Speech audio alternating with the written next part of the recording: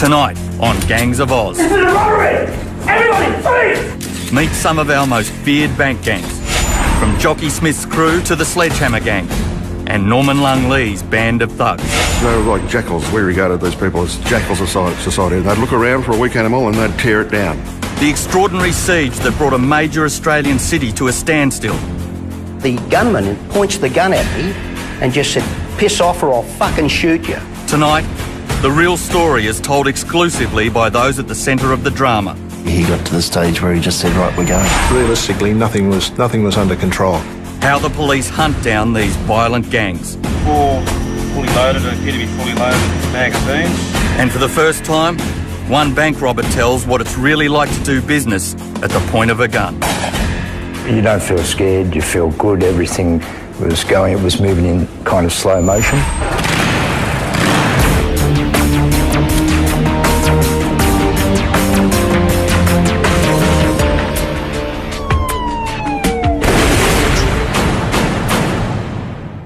What you're watching is a modern bank gang in action.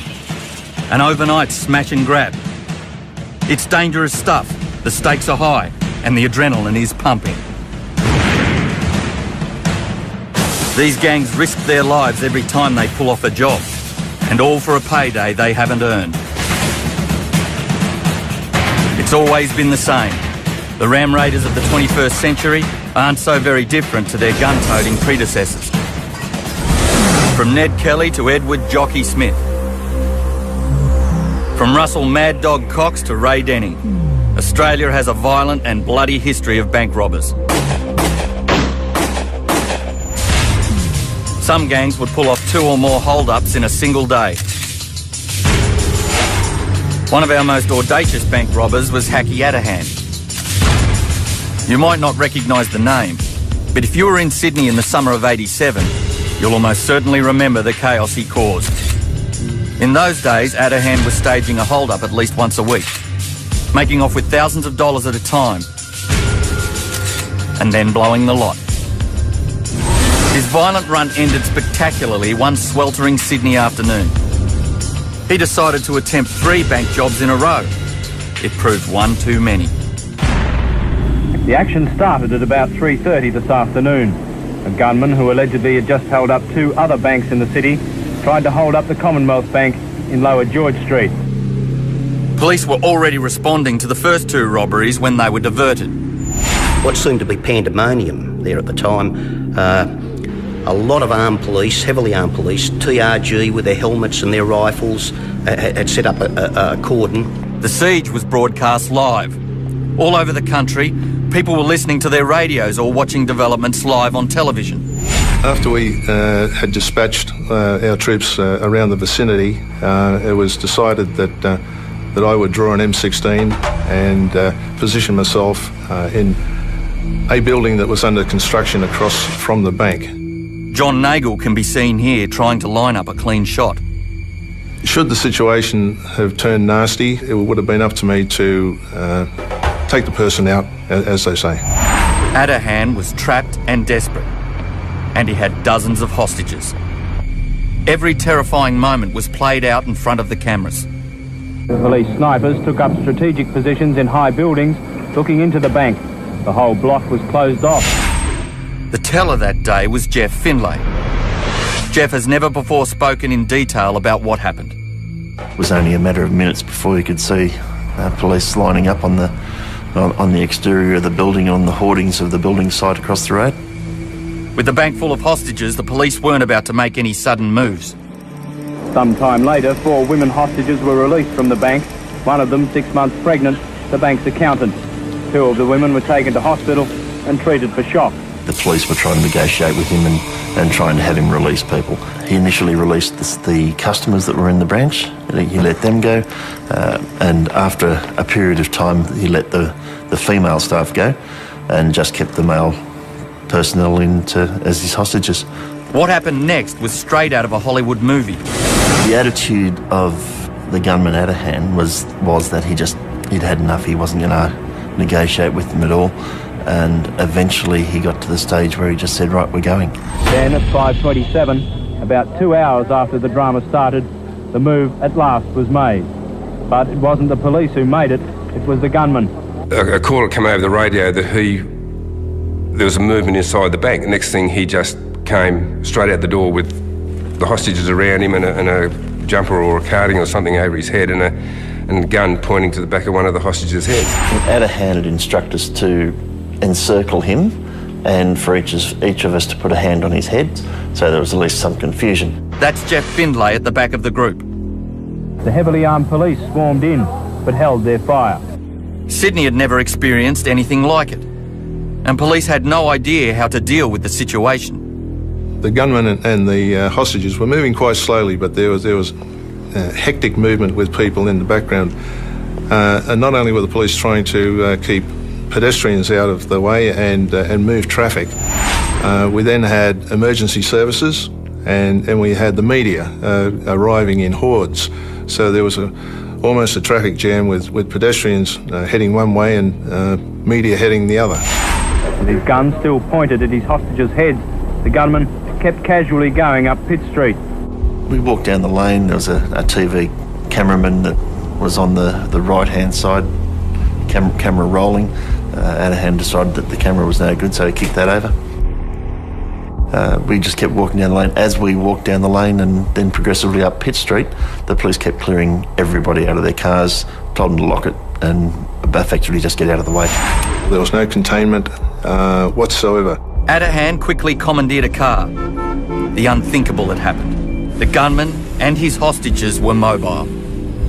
The police weren't letting him out of their sight, and neither was the media. I don't know what I was thinking. I was armed with a notebook and a pen, and I started jogging beside the hostage car, trying to get a quote from somebody. The windows were open and I said something like, you know, are you guys all right in there? What's happening in there? And next thing I know, the gunman points the gun at me and just said, piss off or I'll fucking shoot you. Well, that brought me back to reality, I can tell you, and I just hit the deck. And I thought, my goodness, what the hell am I doing? When the car drove off, the offender, Adahan, he was sitting on the console. The bank manager was in the driver's seat driving, and there was a fairly big fellow sitting in the front passenger seat. I was sitting on the bucket seat on the passenger side, in the same seat as Adahan himself, so we shared that bucket seat. He's in the car, he's got hostages, he's got the gun. Wait and wait to see what he does. And so began Sydney's version of Dog Day Afternoon. I jumped into a police vehicle and we got directly behind his vehicle. I had no idea where he was going, and I don't know if he had any idea where he was going at the time. By now, the police force had swelled to more than 30 vehicles, including the Tactical Response Group, the Special Weapons Squad, the Dog Squad and Pol Air. I've never came across a situation like this before, where the scenario started to become mobile. Never before and never since. So we just sort of followed him probably 10, 15 feet back, close enough that we could see what was going on. We didn't want to get too close and spook him and make him do something silly, because like at that stage he's got 5 hostages in the car, and we know he's got a handgun. We also knew that he had a sawn-off rifle that he used to use in his hold-ups. So he pretty much had firepower in the car that was of a concern to us. We just couldn't take the chance on doing anything out of hand that might have triggered him to do something that could have been fatal. As Adahan cruised around the city, the chase began to resemble more of a ticker-tape parade. Realistically, nothing was under control. People were hanging over balconies and waving. It was madness. Here we had a rolling siege, a moving siege. We had police cars, we had media cars, we had choppers in the sky. I've never seen anything like it. It truly was bedlam. It's always going through your mind. What's going on? Where's he going? Can we sort of get someone in front of him and head this off and try and because obviously anything mobile like that is just impossible to handle. With the light fading, the police realised they needed to take control of the situation. There was a lift bridge directly ahead. That gave the police an idea. We received advice that we could put the spit bridge up. We could get it raised and that would stop it, and we'd sort of try and gain control that way. This is as good a place as anywhere to take a stand. The timing was quite crucial to raise the bridge with the least amount of people in front of the offender's car but also to ensure that he didn't get across the bridge. We were sort of down from him, we were only probably 10 feet away, because obviously we were the lead car behind him. The negotiators had come up to the back of our car and were trying to talk to him over a loud hailer. You're okay, no one's trying to hurt you and no one will.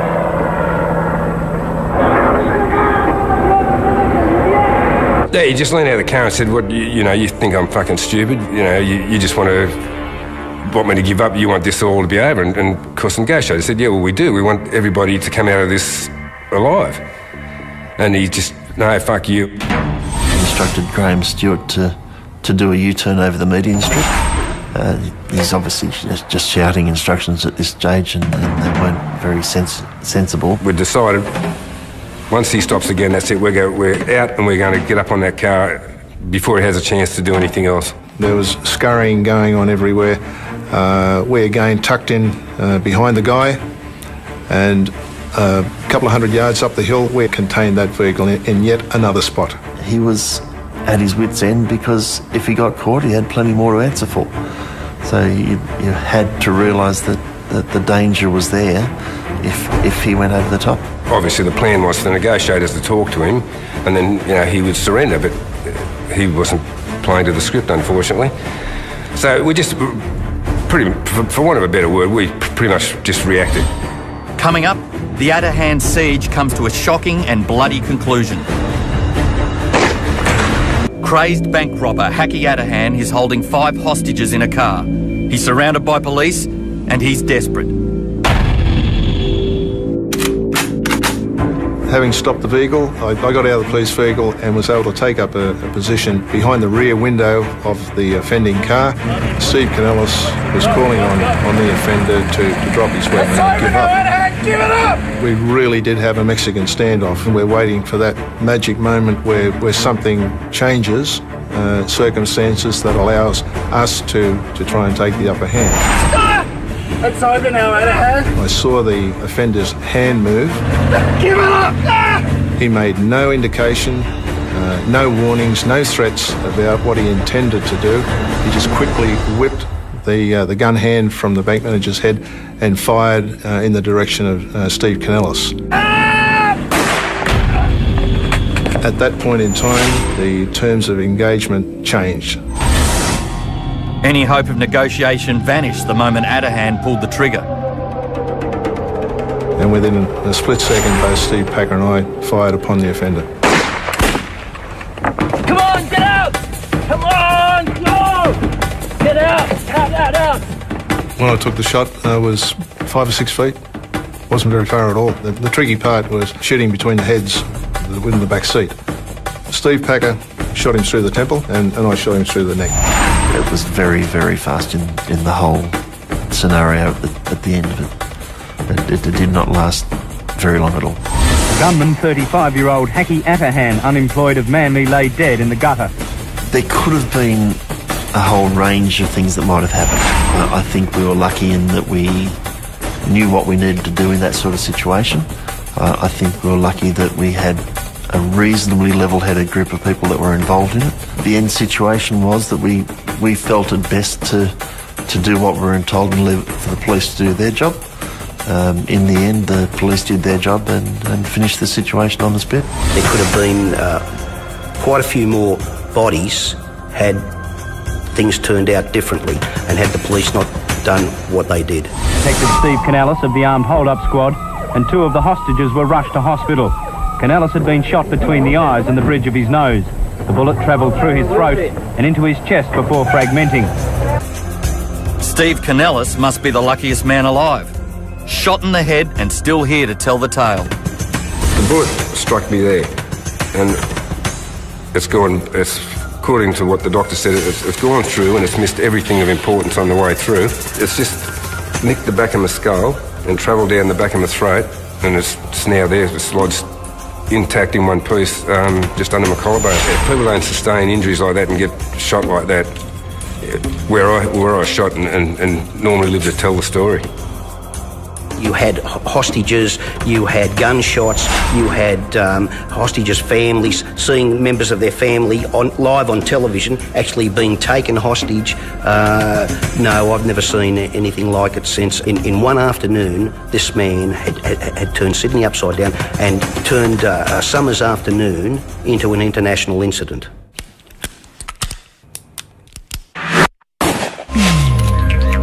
One of Australia's most notorious bank gangs was led by Jockey Smith. So called because of his small stature. Jockey's rap sheet was 4 pages long, with convictions ranging from petty theft to attempted murder. But he's best known for the violent armed robberies he committed in the late 70s, targeting banks in Sydney and Melbourne and all points in between.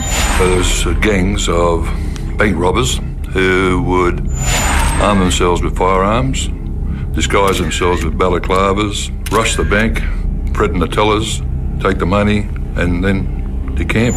Bob Godden spent a good chunk of his police career hunting down Jockey Smith's gang. So he was straight on the road when word came through that Jockey was hiding on the south coast of New South Wales. Godden tracked his man down to a quiet country town. Then they got a tip-off about a suspicious character riding a stolen push bike.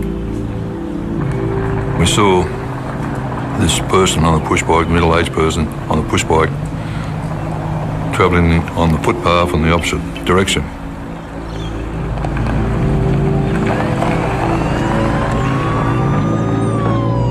And we doubled back and saw this gentleman entering a phone box.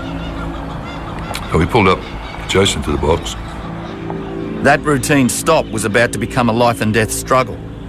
Had we known it was Smith that was in the phone box, we would have approached that phone box with shotguns. Mate, the phone's not working. Release, mate. What's your name? Nick Daniels. Why? He was mad. Got the ID on you? When Godden was within arm's length, Smith pulled a gun and pressed it into his stomach. And as Smith was pulling the trigger, the hammer was coming back a little way, but couldn't go back to a full cock because this part of my hand was stopping the hammer from going full cock. That's it. Bob Godden's life was only saved by an incredible stroke of luck. Had he fired, in all probability I would have been dead. Smith was sent to jail for 14 years. I suppose you could put him in the same category as a lot of, bushrangers, from earlier on. They lived a violent life and were ruled by the gun. Jockey Smith served his time, but he clearly didn't learn his lesson.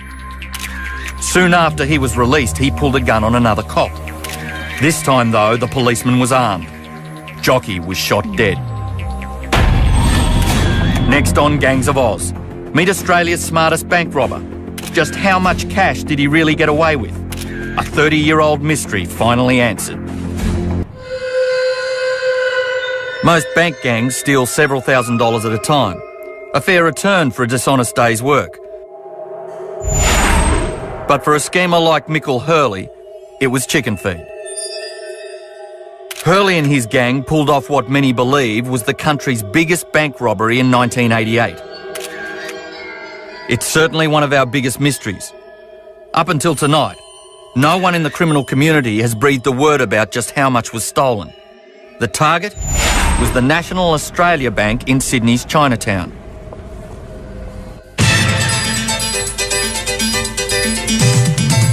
Seven National News with Greg Granger. Detectives believe the same bandits who stole more than $7 million from a Rose Bay bank 4 years ago are responsible for the latest break-in. The men carried with them explosives, oxyacetylene equipment and a thermic lance, a device capable of cutting through the 60-centimetre thick walls of the bank's main vault. Graham Abbo Henry was Hurley's close friend and a convicted crim. He quizzed his mate about the so-called Great Chinese Takeaway not long before he died. Hurley told him everything. I know that he confessed this on his deathbed. He had an extremely good circle of people. Everyone was expertise at something. Someone was a great thief and great at locks. Someone could disalarm alarms. Everyone's got to be good at something, otherwise you don't get a start. The raid was carried out with precision. Detectives say the gang could have had help from inside the bank. Hurley and his gang crept into the bank via a first-floor window, accessed from a building site next door. Then they waited for nightfall. As the rest of the city prepared to celebrate New Year's Eve, the gang began ransacking dozens of safety deposit boxes. Exactly what was in the boxes? Well, the bank didn't know, and its customers, mostly local Chinese business people, weren't telling. The robbery was a sensation. Some estimated the thieves got away with up to 100 million in cash, gold, gems and jewellery. But up until tonight, it's all just been speculation. Graham Abbo Henry says Hurley told him the truth, and he says the police and the media got it all wrong. Let's just say that there's alleged to have been millions upon millions stolen, supposed to be one of the biggest, best crimes of all time. Well, that was absolute rubbish. There was actually a lot of diamonds there, but they were all fake. Any gold that was there, I believe, the story goes that it was melted down and sold on the streets. The odds of 100 million, 10 million, 5 million, 2 million would be way out of order. Way out of order. The word on the street was that it was under a mil. Considering that there was allegedly quite a number of people involved, it would have been a pretty small payday. Michael Hurley should have made enough money to retire after that robbery. Instead, he went from one criminal enterprise to the next, eventually dying in jail in 2007.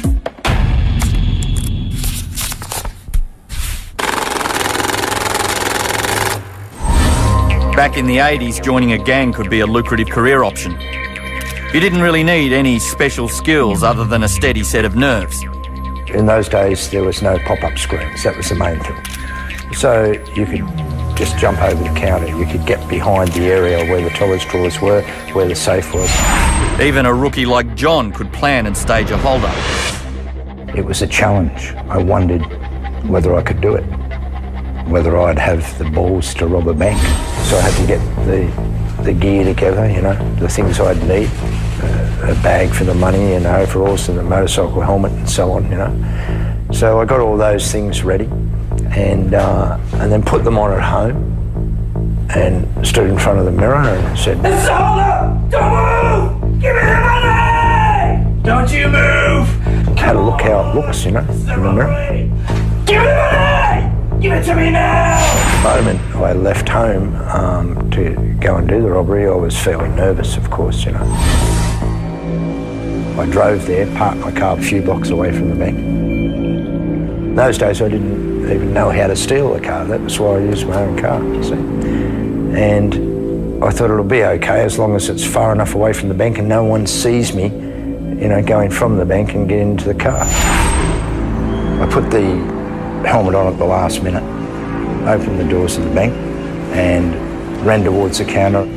Nobody move! Whipped the gun out of the bag and threw the bag down to the tellers. Fill it! Now! Felt good. I felt calm in terms of everything seemed to be moving in slow motion. Come on! Hurry up! I could see and hear every movement that was going on around me and aware of it all. You want some? Huh? Quickly! The moment they started putting money into the bag, I thought, you know, oh great, this is good. Now, nobody move! I'm watching you! And I observed, while I was walking away, that no one was looking at me. I got down 20 metres down the road and turned into a lane. I looked back and I could see no one was following me. So I started to feel good. But John wasn't in the clear just yet. He'd made a simple rookie mistake. This fellow saw me and saw the car that I got into and wrote down the number plate. He thought I looked suspicious.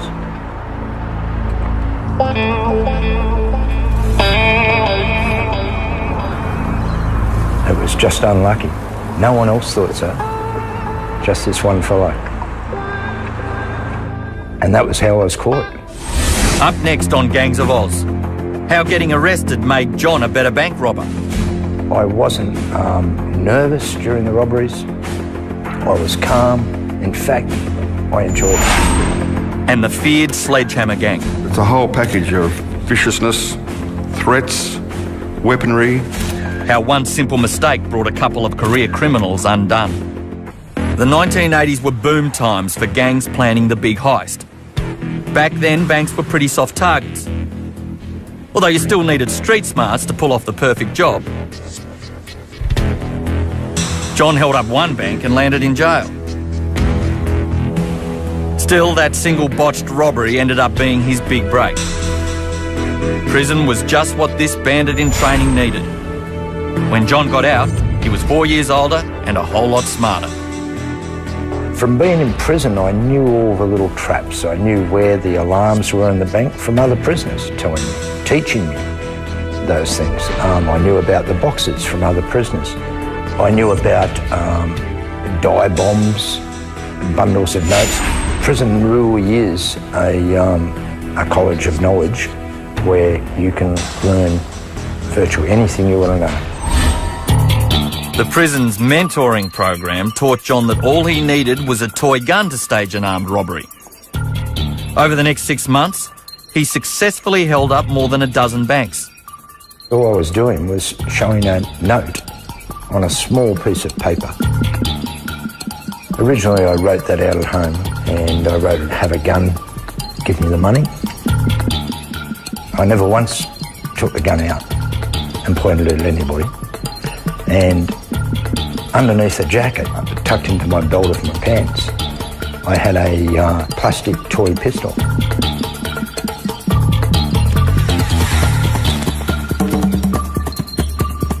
I wasn't nervous during the robberies. I was calm. In fact, I enjoyed it. John got away with around $15,000 every time he hit a bank. Over the course of his career, he probably got away with more than $100,000. Nowadays, though, he walks the straight and narrow. Looking back, I'm glad that I never hurt anybody. I'm glad I never tried to terrorise anybody by, pointing a gun down their face or something. I didn't do any of that.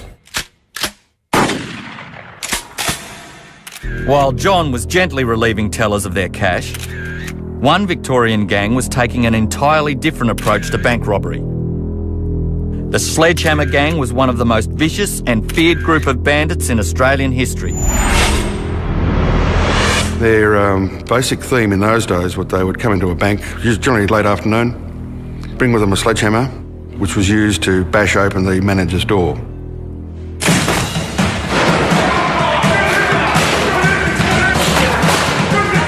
Once they'd corralled him, they would have access to all the locations where they needed to get the money. You can only imagine what it would be like with the person hanging on to the end of the gun as he got the ability to pull the trigger that belongs to that gun. The Sledgehammer Gang terrorised Melbourne for years before they disbanded to pursue solo projects. Childhood mates Peter Clunes and Andreas Gurges stuck together. They ditched the sledgehammers and polished their technique. Well, I think they were regarded as probably the best armed robbers in certainly the state, if not the country. They were very closely aligned. They were suspicious of everything, everyone. Police weren't going to get a heads up on what the gang was planning next. What they did have was a clear understanding of their MO. And a robbery in Adelaide had all the hallmarks of a Gurges and Clunes hit. Their weaponry, they had a vast choice of weaponry to choose from.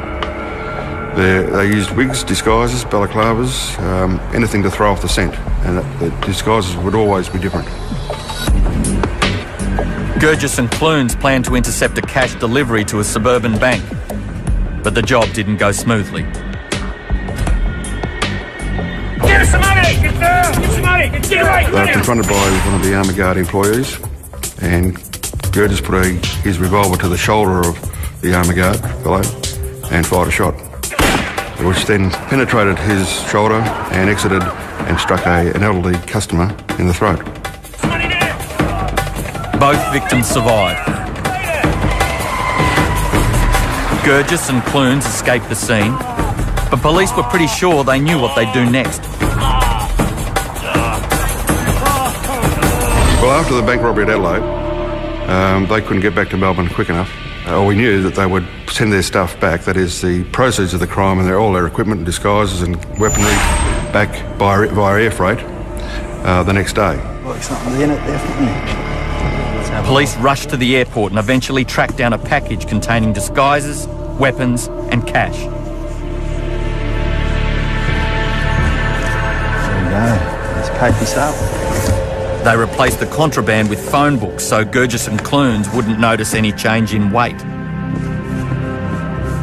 They then waited for the gang to collect their booty. They were intercepted by the detectives and, of course, charged and sent back to Adelaide, where they happily attend needlework classes at Yatala Prison. Gurgis and Clunes each received jail terms of 16 years.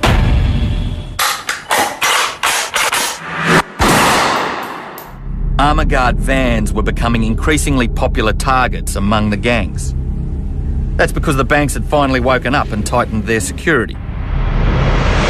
People still try and rob banks, but effectively they don't get much and they quickly go on to other things. If you can't get any money out of a bank, you'll move on to some other target. Pop-up security screens meant that robbing banks was as dangerous for the crooks as it was for the staff and customers. While his accomplice held a customer at gunpoint, Kovacs vaulted the counter and met his death.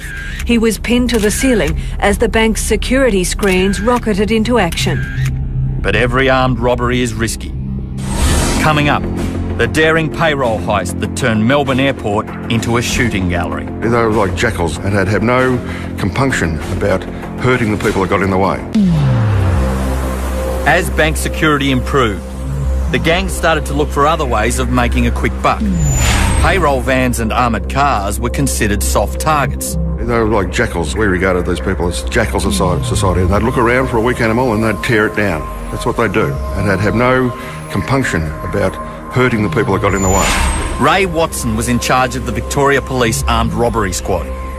He was determined to bring down the gangs, whatever it took. And he had his eye on a couple of especially vicious types.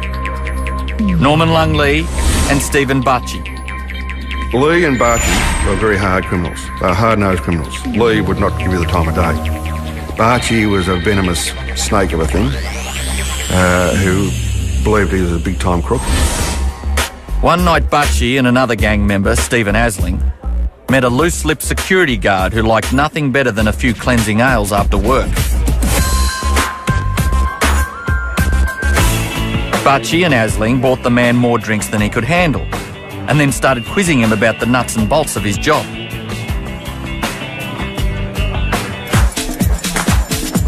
It was then when he mentioned the money that went to the airport on a regular basis of fairly large denominations that pricked their ears up.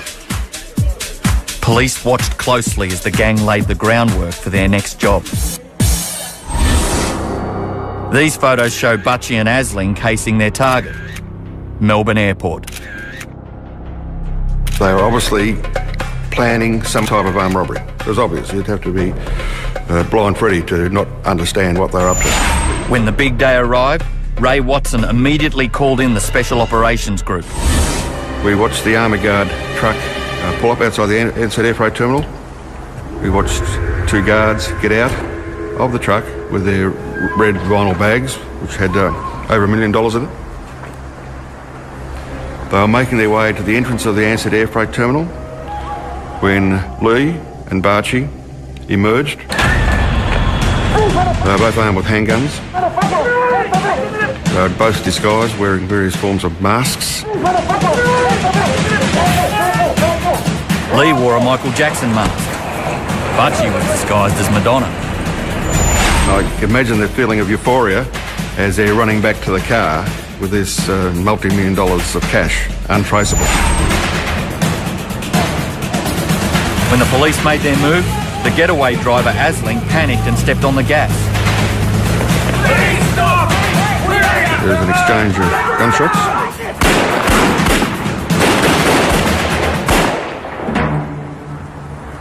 Norman Lung Lee was shot dead, died instantaneously.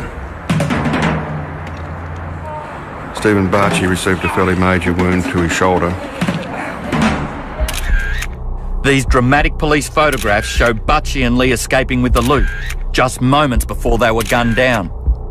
The getaway driver didn't get very far. And he sped down a side road where the Special Operations Group were waiting, and we had every exit covered. They had a four-wheel drive with the bull bars on the front, and they basically just had a head-on collision with it. Get out of there now! He's coming! Now, come on, get out, now! Butchie finally recovered, but both he and his co-offender Asling went to jail for a very long time. The reality is that a vicious gang of people who would stop at nothing have been stopped. From about 150 bank robberies a year in the 1980s, Ray Watson says the armed hold-up squad has cut that number to about 20. It's a classic example of the good guys winning over the bad guys, as I said.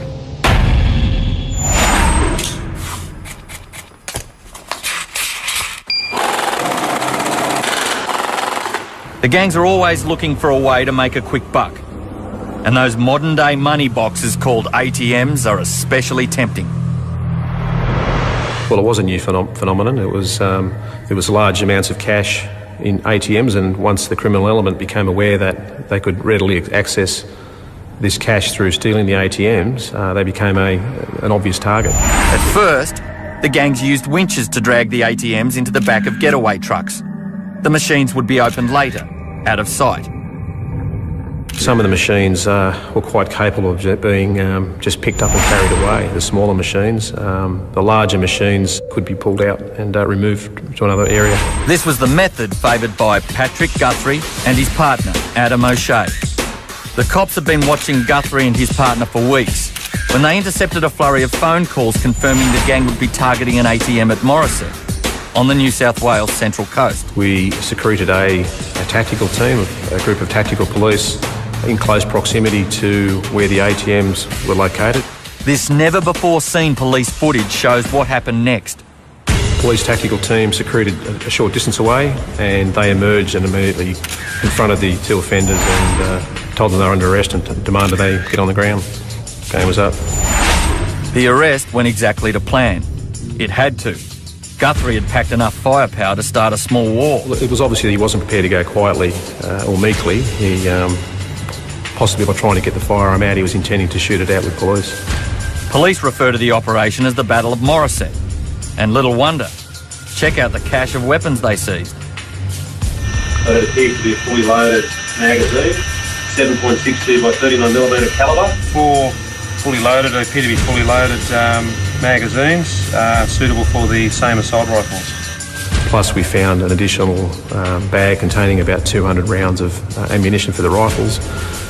They also had a further quantity of 357 ammunition for one handgun. It was just because of the amount of weapons involved.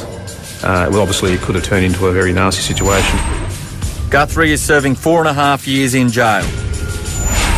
O'Shea received a reduced sentence in exchange for his testimony. Still to come, the Fast and the Furious. These are some of the most daring and dangerous robberies you'll ever see. By the 1990s, ATMs were springing up all over the country.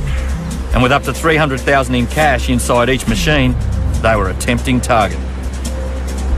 The gangs soon came up with a new and very dangerous method of stealing them.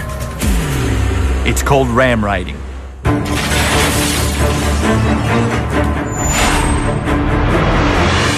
They were usually small freestanding ATMs that could be accessed by motor vehicles. The gangs were using four-wheel drives or large vehicles to knock the machines over, and then they were lifted up and carried away in a secondary van. In 1990, there were around 4,500 ATMs in Australia. By 2004, there were 21,000. The number of ram raids skyrocketed. Police in Sydney were dealing with more than one a week. Mid-2005, there had been an escalation of attacks on ATMs in the Sydney metropolitan area involving motor vehicles ramming freestanding ATMs. In that time, over 40 separate gangs were investigated. The gangs became increasingly brazen. Here a large four-wheel drive rams through the front door of a major shopping complex, a larger vehicle trailing behind. The robbery is carried out like a military operation. In some instances, the gangs, to access the target machines, would breach a shopping centre and drive up to 100 metres into a mall to access a vulnerable machine. Basically, you'd have anywhere between 3 to 4 or 5 males lifting the freestanding ATMs up and placing them into a van. Sophisticated new alarm systems alert police the moment an ATM is attacked. That stopped the ram raiders in their tracks. But the gangs are always honing their craft. And nowadays they've taken to pumping ATMs with gas and blowing them out of bank walls. That's what this gang was planning to do when they broke into the back access area of an ATM early one morning. Every moment of the robbery is recorded by a series of cameras, both outside on the street and inside the building. The bandits hear the police sirens and bolt without stealing a cent. But there's more at risk here than just being caught. Blowing up ATMs is a dangerous game, and the practice has claimed lives overseas. But robbing banks has always been a risky business, and it's that risk, as much as the rewards, that motivates most bandits. Still to this day, if I'm having a bad day, I think to myself, boy, I'd like to go and, rob a bank or blow up an ATM.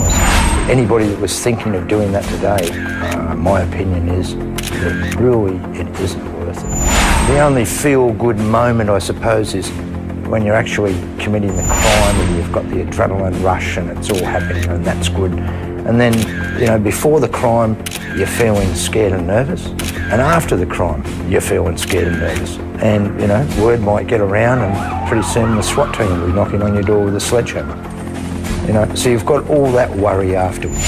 So if you weigh that up, no, it's not worth it. He was a hero, a role model to our kids. And one of Australia's biggest drug bosses.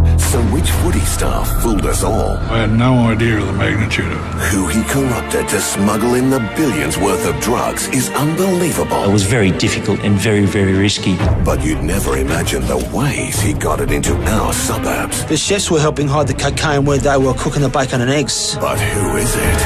7's new Gangs of Oz, next Wednesday. Missed an episode of Gangs of Oz?